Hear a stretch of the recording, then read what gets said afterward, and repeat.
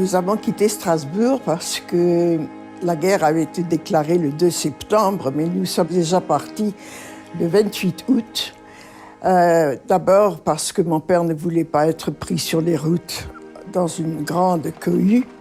Et comme la guerre était imminente, alors nous sommes partis avec des amis, avec un cortège de 2-3 voitures. Mon père, à ce moment-là, avait donc 42 ans, ma mère 41, et moi, j'étais une gamine de 13 ans. Je dois dire que je considérais ce voyage un peu comme une grande aventure. Nous sommes donc allés de ville en ville. Et nous avons fait des kilomètres et des kilomètres. Et nous arrêtant à chaque mairie, en se rapprochant du centre. Et à chaque fois, on nous disait, oui, il y a des départements qui sont désignés pour recevoir des réfugiés, mais ici, ce n'est pas les réfugiés du Bas-Rhin, allez donc voir plus loin. Cela a continué comme ça pendant quelques jours, au hasard des haltes.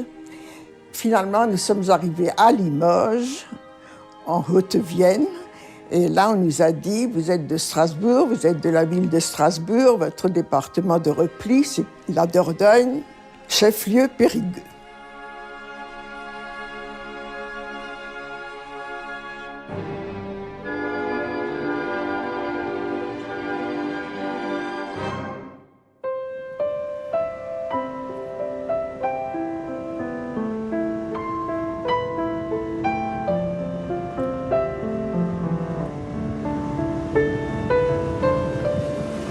Nous allons maintenant à Périgueux retrouver des vieux souvenirs.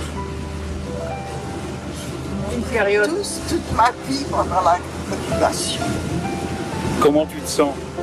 Un peu ému. Ouais. Un peu ému. Eh bien, nous allons... Souvenir afflux que j'avais repoussé. Nous allons nous émouvoir avec toi. Sur place. Moi, je ne serais pas allée à Périgueux toute seule. Je suis contente d'y aller avec maman.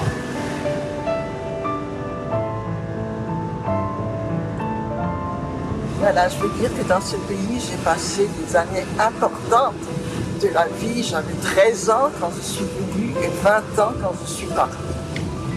C'est une partie de ma jeunesse pas très joyeuse.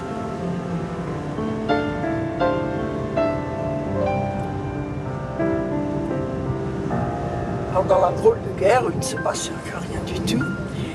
Alors, il y avait des camps de DI, d'éclaireurs, on faisait encore des excursions, toutes à côté de Périgueux.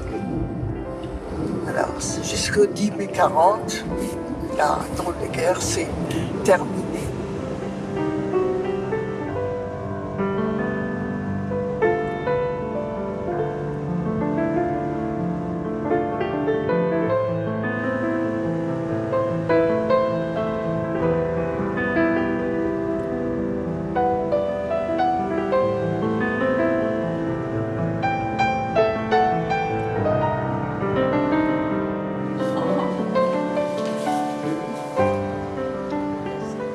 La synagogue.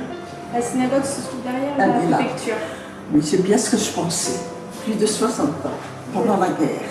La guerre 14. On était... Mais non, pas la guerre. J'étais partie. 70. Nous étions réfugiés ici à Périgueux. D'accord.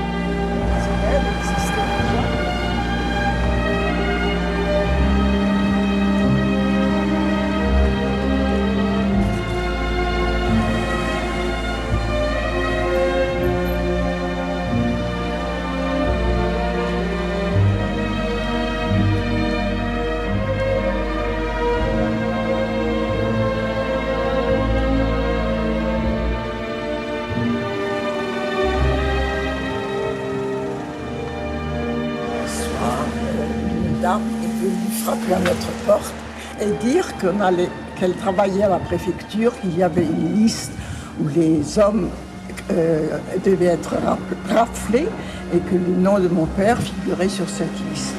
On a dit, je viens vous prévenir que M. Liban part immédiatement. Alors mon père a beaucoup hésité. Et après, il ne voulait pas.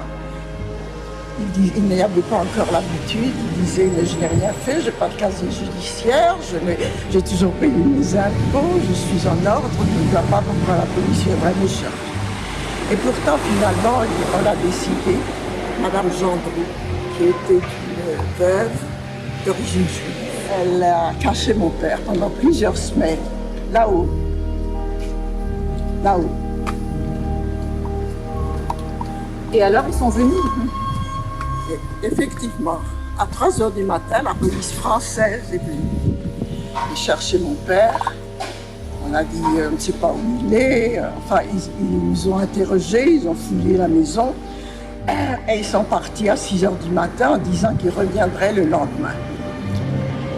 Et parce qu'à ce moment-là, on ne cherchait que des hommes. Et bien voilà, ils ne sont pas revenus le lendemain d'ailleurs non plus.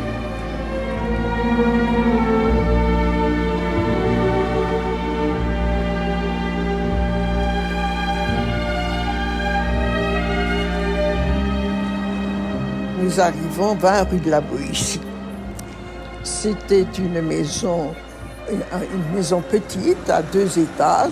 On nous a loué le premier étage qui se composait d'une grande chambre qui a été la chambre à coucher de mes parents qu'on a séparée, et puis un petit coin pour moi et un petit coin pour mon père qui après a eu des tapis à réparer. Il y avait une cuisine avec un balcon qui donnait sur un jardinet, et dans ce jardinet il y avait les toilettes et l'eau courante nous l'avions. L'eau courante nous l'avions, c'était les toilettes, il fallait nous redescendre. Nous nous sommes habitués à cela aussi, parce qu'il y a eu pire après. Et presque en face de nous, il y avait une très belle maison où habitait la famille du docteur Colombet. Le docteur Colombet, peu à peu, s'était lié avec mon père qui s'occupait de ses tapis, qui lui en a vendu, je crois même, parce que dans notre exode de Strasbourg à Périgueux, le plus important avait été d'emporter quelques tapis, tout ce que nous pouvions emporter, parce que cela servirait de pièce d'échange pendant la guerre. Et ce docteur Colombet s'était vraiment lié d'amitié avec mon père. Et lorsque la situation est devenue très difficile, à partir de 1943, mon père est allé chez lui et lui a confié toute sa fortune. Monsieur Colombet est allé avec mon père dans le jardin, a enterré ce coffret, a dit à mon père, voilà, maintenant vous savez où sont les biens que vous m'avez confiés, et s'il m'arrive quelque chose et que vous soyez vous sauvés, vous saurez où c'est. Et effectivement, après la libération, quelques jours après, le docteur Colombet est venu chez nous, et avec ce coffret, et a dit à mon père, je suis très heureux de vous rendre votre bien. Vous imaginez qu'on a été heureux d'abord de le recevoir et d'abord de voir qu'il y avait quand même des gens sympathiques. Mon père, à Strasbourg, on avait un magasin de tapis, les tapis d'Orient. À l'époque, c'était très coté.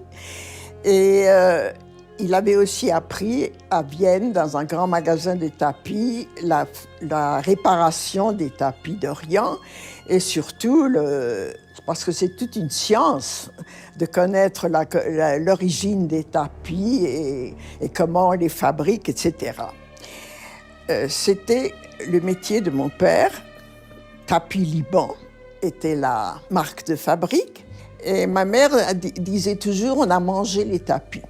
C'est-à-dire qu'on a vendu les tapis et avec l'argent, on pouvait vivre. Mais comme il savait bien réparer, il savait réparer les tapis, il savait donner une nouvelle jeunesse à des tapis usés, il a repéré à Périgueux des gens, des notaires, des médecins, des avocats, des professions libérales qui étaient censées être bien logées et qui avaient des tapis. Et peu à peu, il s'est fait comme ça une petite clientèle. De même, à Limoges, chez un antiquaire qu'il a pris en en amitié et qui lui a indiqué aussi beaucoup d'autres clients. Et entre autres, je dois raconter un fait anecdotique d'ailleurs très amusant. Le maréchal Pétain avait annoncé une visite à Limoges. Et il devait être reçu à la préfecture et sur le balcon de la préfecture, il devait s'adresser à la foule. Le balcon de la préfecture devait être revêtu d'une grande tapisserie d'Aubusson. Et cette tapisserie d'Aubusson était en très mauvais état. Et cet antiquaire, qui a été chargé de trouver quelqu'un pour remettre à neuf a donné ce tapis d'Aubusson à réparer à mon père, si bien que le maréchal Pétain a fait son allocution sur du travail opéré par un juif. Mais question ravitaillement, nous avons été à Périgueux même assez gâtés, parce que ma mère était un as pour trouver des combines, entre guillemets.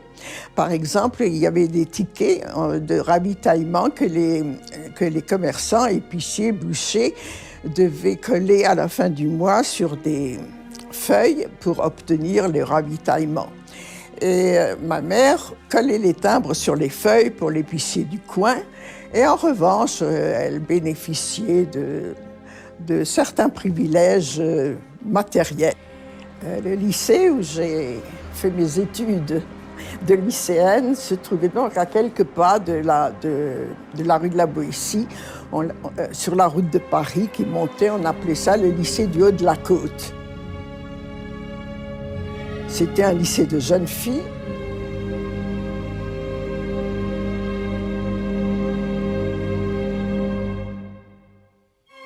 Alors que maintenant, c'est un collège mixte que je n'ai pas du tout reconnu.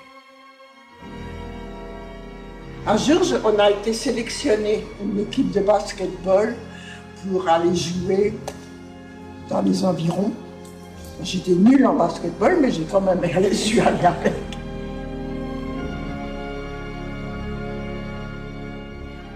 J'avais une amie non juive avec laquelle souvent je travaillais ensemble, préparais les examens. Un jour, j'étais chez elle. Elle habitait tout au fond du lycée, tout en haut de la côte. Et le quartier a été encerclé et des Allemands secondés par ce qu'on appelait les bicots. Ce jour-là, j'avais une carte d'identité qui n'était pas tamponnée. Mais quand ils ont vu ma carte, ils ont été soupçonneux, ça ne leur a pas plu. Et ils ont dit « Comme, viens avec nous ». Et je suis montée dans la voiture et ils m'ont amenée à la Gestapo. Je suis restée seule dans le bureau avec ce bico, qui parlait d'ailleurs allemand aussi. Il parlait allemand, français et sans doute autre chose aussi. Et j'étais assise en face de lui et il y avait une table qui nous séparait. Alors il me dit « Bon, maintenant tu es là, tu vas être bien gentil, tu vas nous raconter la vérité et d'abord tu vas nous dire que tu es juive. » Je dis « Moi, juive? Pas question, je ne suis pas juive. » Me voyant, il me dit « Ça ne sert à rien de tergiverser, on voit que tu es juive, mais dis-le nous. » J'ai dit « Je vous assure, je ne suis pas juive, je ne peux pas vous dire que je suis juive, je ne suis pas juive. » Et à ce moment-là, il sort le revolver, il se penche à table, il pointe le revolver vers moi, il dit « Et maintenant, tu es juive ?» Je dis « Non, non, je ne suis pas juive. » J'ai enlevé les lunettes de soleil et je me suis penchée aussi et je lui dis « Regarde-moi, est-ce que j'ai l'air juive ?» Alors il me dit « Tu n'as pas l'air, mais je suis sûre que tu es juive. » J'ai continué à dire, ce petit jeu a continué, je ne sais pas combien de temps, tu es juive, non, oui, non. Quand tout à coup la porte s'ouvre et il y a un soldat qui vient et qui lui dit en allemand, il lui dit, quelqu'un que je n'ai pas entendu, un grand ponte qui vient d'arriver, il y a une réunion et il faut absolument que tu viennes. Il dit à mon gars. Et Je dis, je suis occupée. Il dit, non, non, il faut que tu viennes, c'est urgent et on veut que tu viennes. Alors il dit, qu'est-ce que je fais de celle-là? Il regarde, il dit, qu'est-ce que je fais de celle-là? Alors l'autre hésite, il lui dit, oh, on n'a pas le temps, laisse qu'elle foute le camp. Et moi, je n'ai pas bronché, j'ai fait semblant de ne pas comprendre, rien. Et alors le gars ouvre la porte et il me dit, fous le camp. Je dis, bon, je fous le camp. Il dit, Raus, fous le camp, quelque chose comme ça. Et je suis sortie. Et je suis rentrée à la maison par des chemins détournés, par des tas de détours, parce que j'avais peur qu'on me suive. Je ne croyais pas encore mes yeux, et ni mes oreilles. Et je suis rentrée, je suis arrivée à la maison, j'ai grimpé l'étage, et maman a ouvert la porte, et là, je me suis écroulée. Et un jour, j'étais là, je crois que je sortais de la bibliothèque qui est là-bas, et le tour-tournis a été encerclé par les feldgendarmes allemands. Et les feldgendarmes allaient d'une personne à l'autre, papier, papier, papier. Et moi, ce jour-là, j'avais la carte qui était entre mes yeux. Je ne savais pas quoi faire. Le soldat s'approchait, papier, papier. Et il est devant moi, il dit papier. Et moi, je plonge la main dans ma poche, lentement, en me disant qu'un miracle arriverait peut-être. Et le miracle est arrivé parce que quelqu'un m'a tapé sur les épaules. Et c'était un type qui m'avait arrêté une fois et qui dit d'abord il me regarde et il me dit « Ah, tu croyais que tu m'avais échappé ?» Non, non, je te retrouverai, hein. Et d'un ton un peu grivois. Et alors il dit au gendarme qui était là, qui attendait mes papiers, il dit « Laisse-la tranquille, je la connais. » Et c'est ainsi que je suis partie. Un des miracles.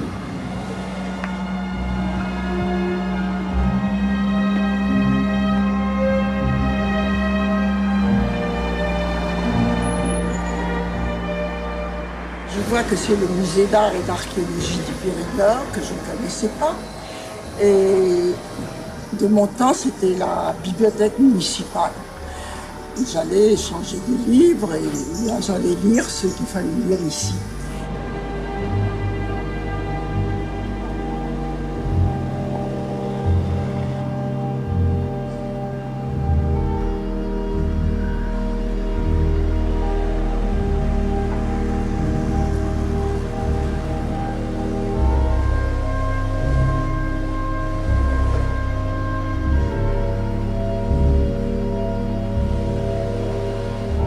Nous sommes arrivés à Périgueux, venant de Strasbourg, et on savait qu'on devait être repliés à Périgueux et que c'est ici que nous devions trouver un logement.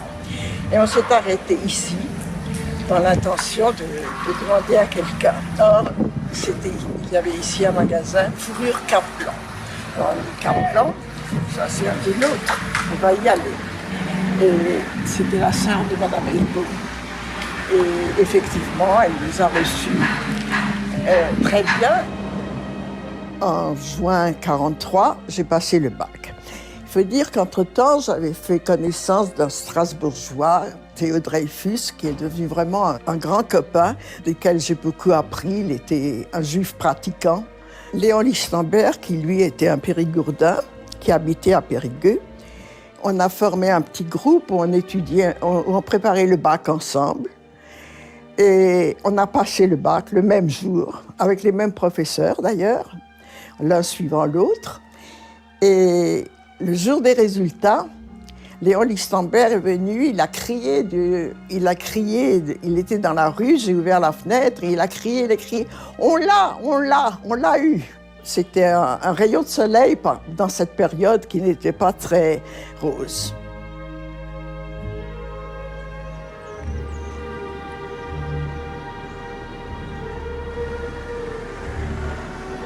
C'est Madame Bergman. Alors, bonjour, je vous fais la vie. Je suis le fils de Léon. Oui, ça va. Ah bon? Ah bah écoutez, parce que votre prénom c'est? J'essaie de me souvenir, parce qu'il m'a parlé de tellement de personnes. Donc vous disiez que vous venez de Strasbourg, c'est ça, vous allez me raconter tout ça. Il y a ma sœur qui va venir aussi. Ouais. Hein, je vous embrasse.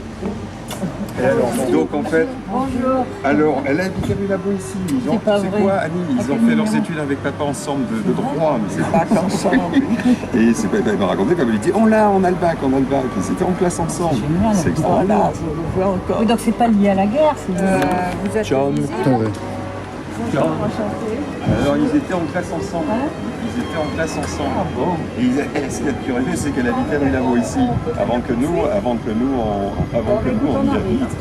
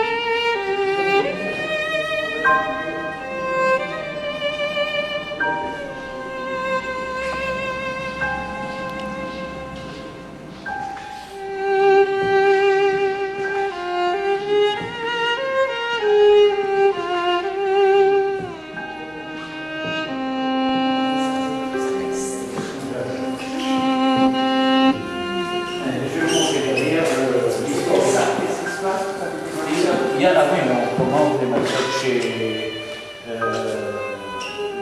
Alsaciens et chez les Alsaciens.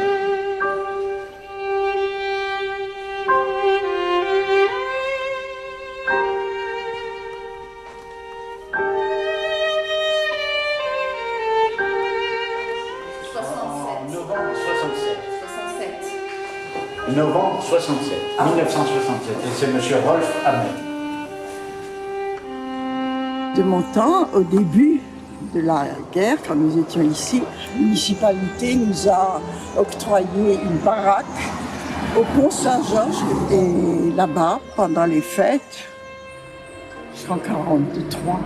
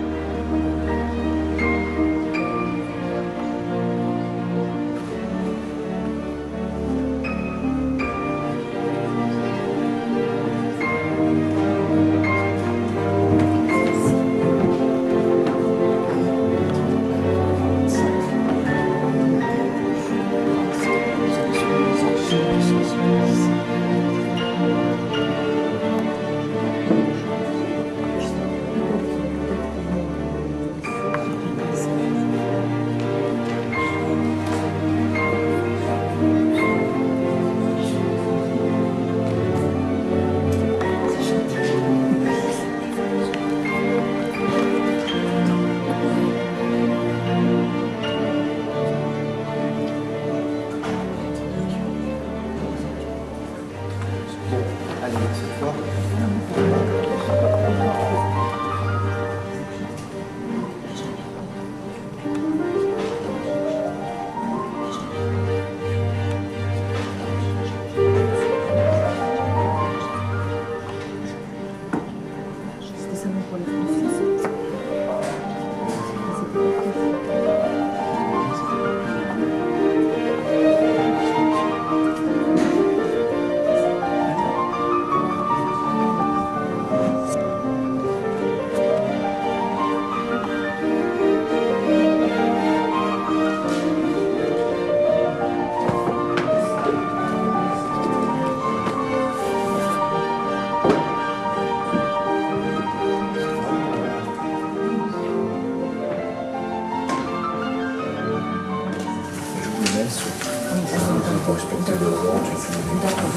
laisse regarder.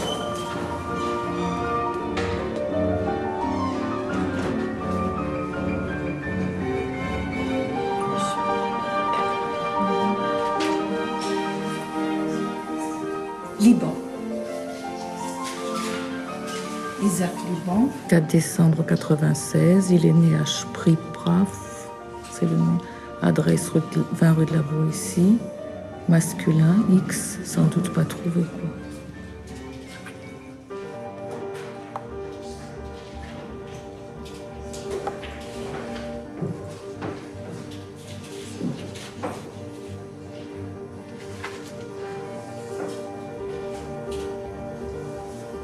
Schönberg, Martin. Au lycée où j'allais, je me suis liée d'amitié avec une fille, Annie Schönberg, qui était d'ailleurs aussi de Strasbourg et dont les parents connaissaient les miens, ce qui fait qu'on se fréquentait beaucoup. J'allais dans sa famille, elle allait dans la mienne et elle m'a présenté son frère. Son frère, c'était Martin, un garçon de 25 ans qui avait déjà terminé ses études de droit à la faculté de Strasbourg. Et j'avais à l'époque 17 ans.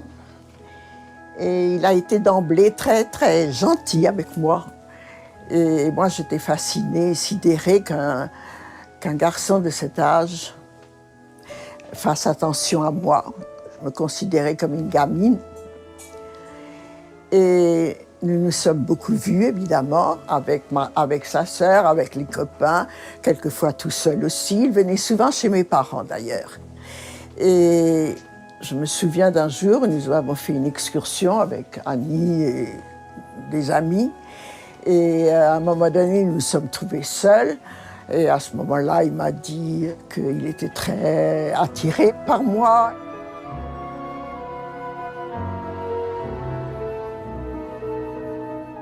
Je ne sais pas si j'étais vraiment amoureuse, mais enfin, j'étais sidérée et j'étais prête à l'admirer. Et comme ça, nous nous sommes retrouvés plusieurs fois et notre amitié a évolué. Et ce fameux soir où Madame Jordan est venue avertir mon père qu'il se trouvait sur la liste et qu'il devait se cacher, le même soir, elle est allée chez la famille Schönberg pour avertir que Martin devait se cacher aussi, qu'il était sur la liste. Et je ne sais pas pourquoi les parents de Martin n'ont pas pris cela au sérieux. Et ils ont dit, qu'est-ce que c'est que cette femme-là? Qui sait, c'est peut-être une provocatrice. Enfin, bref, Martin est resté à la maison.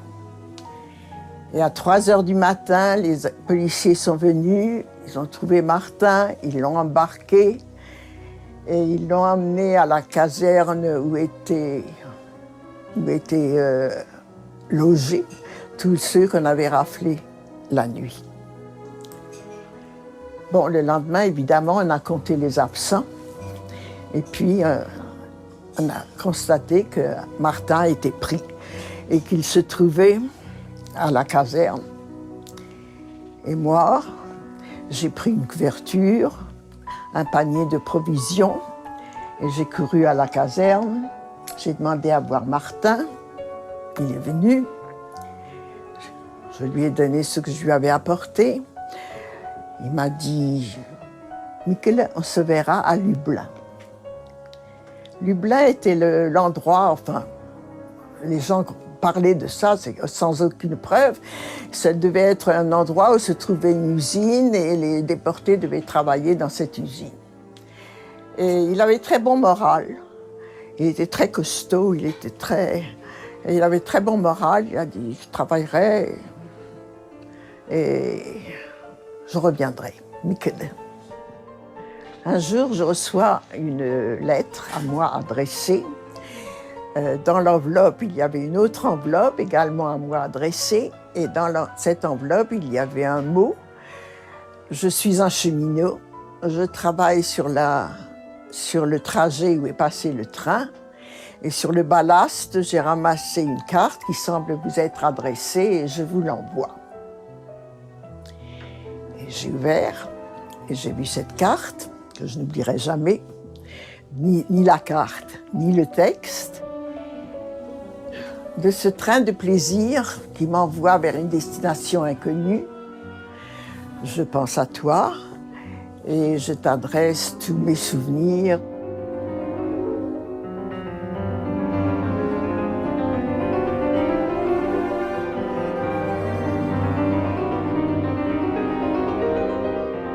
Martin a été déporté à Auschwitz et n'est jamais revenu.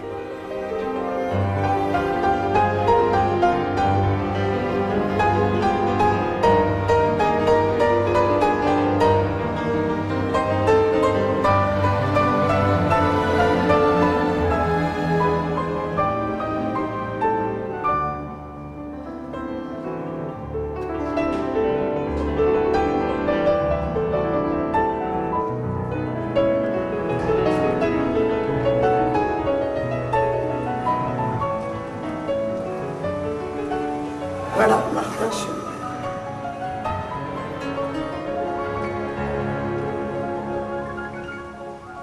Donc, après le Bachot, ma directrice, qui habitait juste en face de nous, venue chez mes parents et a dit « Elfriede ne peut pas rester, c'est très dangereux, il faut qu'elle se cache et je vais essayer de lui trouver quelque chose. » En attendant, elle m'a offert une place de surveillante, de pionne, au lycée, où je suis restée quelques mois en logeant au dortoir, etc.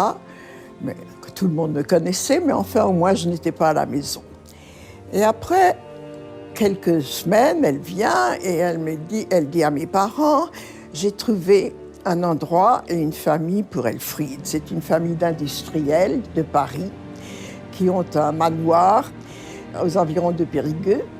Ils ont des enfants, ils ne veulent pas qu'ils fréquentent l'école primaire et ils cherchent une préceptrice qui s'occuperait de l'éducation des enfants. Moi, j'étais tout de suite d'accord parce que ça me plaisait beaucoup, ce rôle. Et mes parents, après s'être concertés, ont dit « Ça s'appelait le Puy d'Éliac ».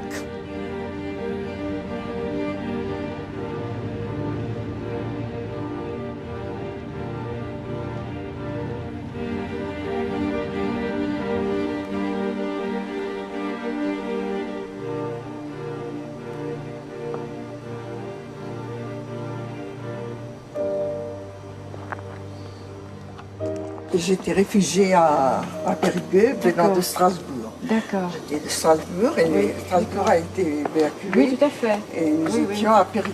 D'accord. Et lorsque la situation a commencé à se détériorer pour nous autres, bien sûr. alors ma directrice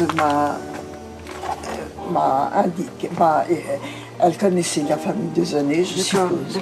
Et elle a demandé à la famille Dezonné de m'accueillir, qui m'ont accueilli très gentiment, bien que sachant que j'étais juive. Mais j'étais une petite fille à ce moment-là. Et alors on venait parce que par les bois, il y avait un chemin dans les bois, mais la maison de mes parents habitait au-dessus là-bas. Et donc je venais à pied par les bois pour jouer ici. Et alors avant, il y avait une autre famille, c'était les Gullier. Et c'est pareil, un jour ils sont arrivés pour revoir la maison. Installez-vous. Oui, parce que je me rappelle très bien des Dezonné. Et même, il y en avait une qui était un peu plus âgée que moi. Ils étaient trois, il y avait Jean et deux filles. Voilà. Et il y avait une cousine qui s'appelait Francine. Ça c'est possible. Ça, je me rappelle. C'est elle qui s'occupait de tout. C'était l'intendante. Parce que moi j'avais, je suis née en 36, donc vous voyez, je n'étais pas très vieille. Mais c'était pas aussi évident. Loin de là. C'est-à-dire qu'on a beaucoup transformé. J'ai une cuisinière électrique, Oui, là dans mon petit coin de cuisine. C'était pas comme ça. Non, il n'y avait pas de cuisine électrique à ce moment-là. Ça, je me rappelle, cette table qui donnait dans le jardin. Et puis un jour, il y a les Allemands qui sont rentrés dans le jardin, mais ils ne sont pas rentrés dans la maison. Là. Mais il y avait une chambre là-haut. Il y en a deux, et j'en ai fait deux autres parce que j'ai 10 petits-enfants, donc il faut les... Et moi, je logeais dans une chambre en haut. Ah d'accord.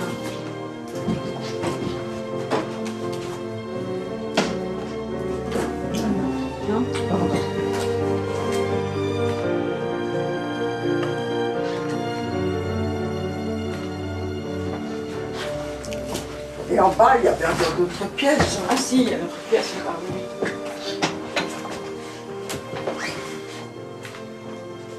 Mais c'était un grenier aussi. Ah oui, oui, tout à fait. toujours. Tout était un grenier. Jusqu'aux deux chambres, tout était grenier comme ça.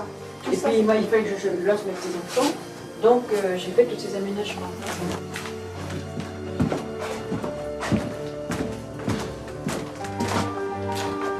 Là, regarde. Il y avait un maquis près de Tout à fait. Sainte-Marie de Chignac. Oui, oui, oui. oui. Mais, qui avait fait sauter un pont, qui avait d'accord, peut-être. attaqué les Allemands. Et en représailles, Oui. ils ont emmené une dizaine d'otages et ils les ont fusillés. Quelque part par là. Alors, je sais qu'il y a une stèle à leur mémoire. Quand on va par Béliac, on va aller sur la Roquette. Et d'où est-ce que j'ai pu voir cette place où ils ont été fusillés? Je ne peux pas vous dire pourquoi. Moi, j'ai l'image devant mes yeux, Oui. et dans mon esprit, c'était d'ici, de ma chambre, que j'aurais entendu et vu. Ah, entendu peut-être, oui, parce que c'était pas très loin. Vu, je ne pense pas, mais entendu, oui, peut-être.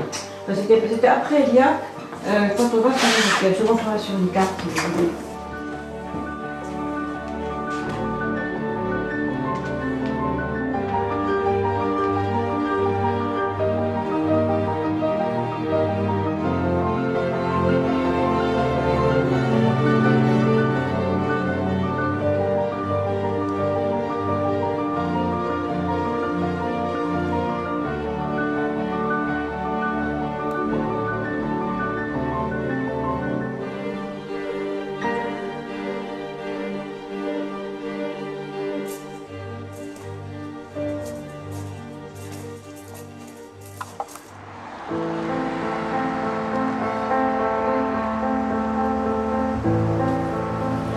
C'était pas Eliac alors.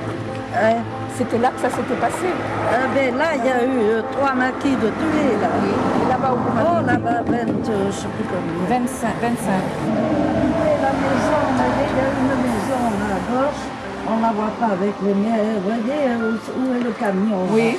Moi, j'habitais là, j'avais 19 ans à l'époque. Oui. Et alors, le petit jeune qui avait été tué là, c'était notre voisin.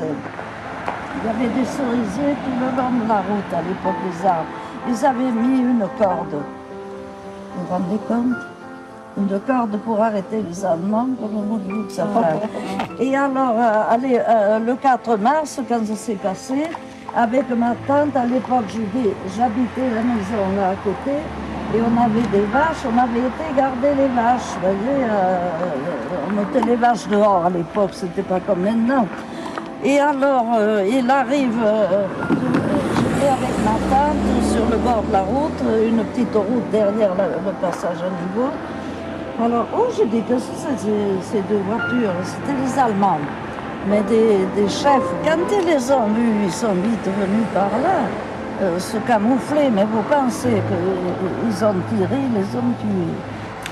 Et est-ce que vous vous rappelez de la fusillade Du 27 là, mars. du 24 mars? 27 mars, là. 27 mars. Là où il y avait les 25 Ils ont otages. tué des 25 otages. Ah ben oui, sur les Versailles, là.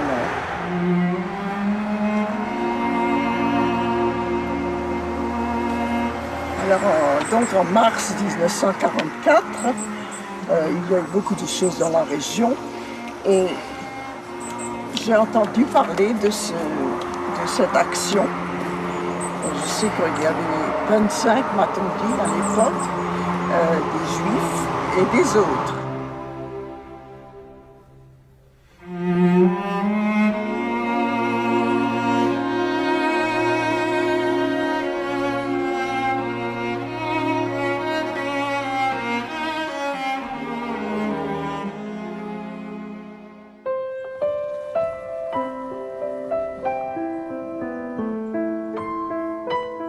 Saint-Céré, tu te rappelles que c'est là où il y a eu les aventures de la famille et de ton père aussi.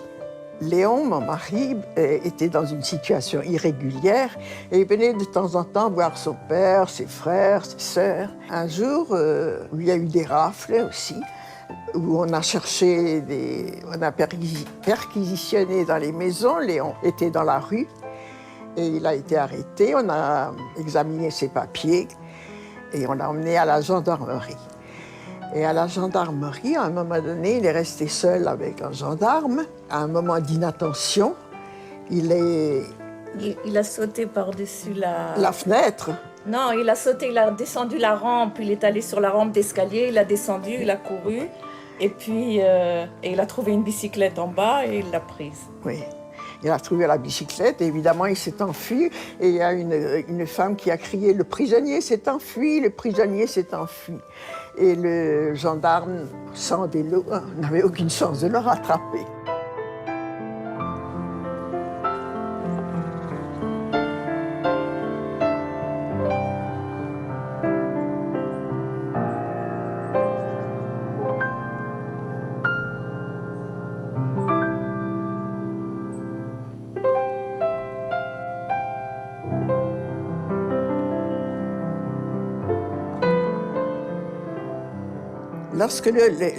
Lorsque l'édit a été promulgué, qui obligeait les Juifs à faire tamponner leur carte d'identité avec la mention juive, j'approchais des 15 ans à l'époque, en 40. Et j'ai été prise d'une sainte colère et je trouvais que c'était... J'ai pris ma carte et même celle de mes parents et je suis allée au commissariat de police et j'ai dit, voilà mes cartes, vous allez me mettre le tampon juif parce que moi, j'ai pas honte d'être juif, mais vous devriez avoir honte de faire ça. Il m'a regardé d'un air interloqué, il a essayé de m'interrompre et il m'a dit « Mais mademoiselle, vous êtes bien pressée, vous avez encore le temps, et puis vous avez le temps encore jusqu'à telle et telle date. » Non, j'aurais dit « Non, vous voyez, vous avez honte, vous allez me faire ça. » Et j'ai fait une scène idiote, évidemment, et le type, en fin de compte, m'a apposé le tampon juif. J'ai rencontré cet employé de mairie après la Libération. Et après, je me suis fait connaître. Il m'a dit, je me souviens très bien de vous, vous étiez hystérique. J'ai essayé de vous faire comprendre que vous aviez encore le temps, c'est-à-dire que peut-être vous n'allez pas devoir vous faire tamponner. Il n'y avait rien à faire. Mais je suis heureuse de vous revoir après. J'ai fait 2 rencontres avec ma mère. Donc la première, j'en ai parlé de ce policier qui n'a pas voulu que je tamponne ma carte et qui m'a retrouvée après. Et un autre, avec un brassard de FFI, donc ils faisaient tous les 2 partie de la résistance, qui a dit à ma mère, je suis bien content de vous retrouver. Là, je vous dis pourquoi il était content de me retrouver. Ma mère faisait des courses et cherchait à se ravitailler le mieux possible. Et elle a été aussi prise dans un coin de Périgueux où on avait raflé. Et elle a senti un monsieur qui la prenait, un policier qui la prenait par le bras et qui lui a dit « Venez avec moi ». Et il a amené ma mère au commissariat. C'était aux environs de midi, il n'y avait personne sauf un policier. Et il a dit d'un ton très sévère au policier « Cette femme doit rester ici jusqu'à ce que je revienne. Et fais bien attention qu'elle ne se sauve pas. » Et effectivement, après quelque temps, ce policier est venu la chercher et l'a ramenée à la maison. Il l'a sauvée. Il l'a sauvée. Pendant ce temps, ma mère avait très peur. Elle ne savait pas ce qui lui arrivait. Et il l'a sauvée ainsi. Et c'est ce policier qu'on a rencontré après, dans une de ces journées, et qui a dit à ma mère « Je suis content de vous retrouver ». Ma mère a dit « Moi, je suis content de vous avoir trouvé ». C'était une période de grande liesse. Les gens étaient dans la rue, il y avait de la musique, il y avait toutes sortes de fêtes.